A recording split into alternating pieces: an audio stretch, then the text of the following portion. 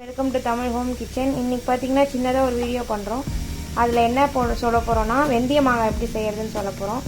So இதில் என்னென்ன items இதில் போட்டிருக்கோன்னா மாங்காய் 3 மாங்காய் எடுத்திருக்கோம், காரப்பொடி, உப்பு தேவையான அளவு, எவ்வளோ நீங்கள் குவான்டிட்டி மாங்காய் எடுக்கிறீங்களோ அது தேவையான அளவு எடுத்துக்கோங்க. இது எல்லாத்தையும் மிக்ஸ் பண்ணி ஒரு 2 மணி நேரம் ஊற வச்சு எடுத்துருக்கோம். இப்போ எப்படி செய்யறதுன்னு பார்க்கலாம். இப்போ நல்லெண்ணெய் 6 ஸ்பூன் விட்டுருக்கோம். அதில் வந்து கடுகு கொஞ்சம் போட்டு வெடிக்கட்டும். பெருங்காயத்தூள் கொஞ்சம் ஆட் பண்ணிக்கோங்க. இப்போ இதில் வந்து நம்ம மிக்ஸ் பண்ணி வச்சுருக்கிற அந்த மாங்காய் ஊற வச்சு 2 மணி நேரம் எடுத்துருக்கோம். அந்த மாங்காயோட இதை மிக்ஸ் பண்ணிக்கிறோம். நல்லா கிளறி விட்டுக்கோங்க.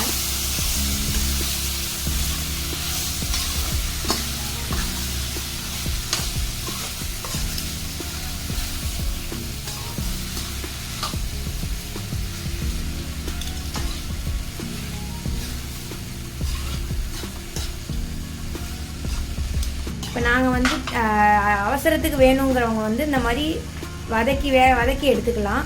அப்படி அவசரம் இல்லைன்றவங்க வந்து இதே இந்த மாங்காய் ஒரு 2 மணி நேரம் ஊற வச்சு எடுத்து எல்லாம் கலர்னதுக்கப்புறமா அப்படியே வெயிலில் வச்சு ஒரு 3 நாள் வச்சு நீங்கள் ஒரு துணி போட்டு வச்சு எடுத்திங்கன்னா இன்னும் சூப்பராக இருக்கும். துணி போட்டு நல்லா மூடி வச்சுட்டு நீங்கள் 3 நாள் வச்சு எடுத்திங்கன்னா அது இன்னும் சூப்பராக இருக்கும். எண்ணெய் விடுற அளவுக்கு 10 நிமிஷத்துக்கு வதக்கிட்டு எண்ணெய் லைட்டாக வெளில வருது பாருங்கள். இந்த ஸ்டேஜில் வெந்தய பொடி போட்டுக்கிறோம்.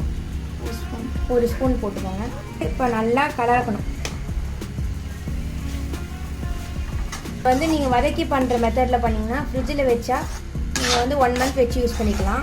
நான் ஆல்ரெடி சொன்ன மாதிரி நீங்கள் வெயிலில் வச்சு 3 நாள் துணியை போட்டு மூடி வச்சு எடுத்திங்கன்னா அதை 1 இயர் கூட ஸ்டோர் பண்ணி யூஸ் பண்ணிக்கலாம். ஸோ ட்ரை பண்ணி பார்த்துட்டு எப்படி இருக்குன்னு சொல்லுங்கள்.